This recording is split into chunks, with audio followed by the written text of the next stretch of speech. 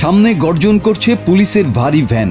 চালক ইঞ্জিন রেভ করে ভয় দেখাচ্ছেন, কিন্তু তিনি দাঁড়িয়ে রইলেন পাহাড়ের মতো অটল। একটুও কাঁপল না পা, এক চুলও সরলেন না জায়গা থেকে।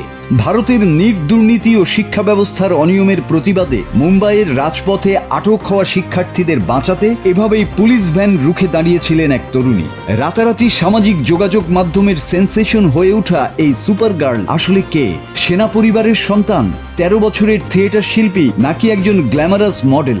শিবাজি পার্কের সেই রুদ্ধশ্বাস মুহূর্তে ঠিক কি ঘটেছিল ২৭ বছর বয়সী রিয়া আহিরের সঙ্গে? জীবনের প্রথম কোনো রাজনৈতিক বা সামাজিক আন্দোলন আর প্রথম দিনেই তৈরি করলেন ইতিহাস। ২১শে জুলাই মুম্বাইয়ের শিবাজি পার্কে প্রশ্নফাঁস ও দুর্নীতির বিরুদ্ধে বিক্ষোভ চলাকালীন পুলিশ যখন গাদাগাদি করে জোরপূর্বক নারীসহ বেশ কয়েকজন আন্দোলনকারীকে ভ্যানে তুলছিল, তখন আর চুপ থাকতে পারেননি রিয়া আহির। আটক হওয়া কাউকেই তিনি ব্যক্তিগতভাবে চিনতেন না, কিন্তু অন্যায়ের প্রতিবাদে তিনি সোজা গিয়ে দাঁড়ান পুলিশের ভ্যানের সামনে। চালক বারবার ইঞ্জিন জোরে চালিয়ে ভয় দেখানোর চেষ্টা করলেও তিনি এক চুলও সরেননি। শেষ পর্যন্ত তার এই অদম্য জেদের কাছে হার মানে প্রশাসন। আটককৃতদের শিবাজি পার্কেই ছেড়ে দেয়া হয়। সামাজিক যোগাযোগ মাধ্যমে এখন একটাই আলোচনা, কে এই সাহসী তরুণী?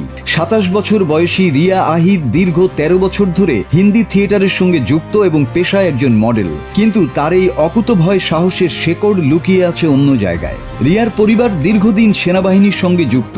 তার বাবা ভারত তিব্বত সীমান্ত পুলিশে কর্মরত ছিলেন। নিজের সাহসিকতা নিয়ে সংবাদ মাধ্যমকে রিয়া দৃপ্ত কণ্ঠে বলেন, জানি না সাহসটা কোথা থেকে পেলাম, হয়তো সাহস আমার রক্তেই আছে। আমার বাবা মাও আমার এই কাজে খুব খুশি।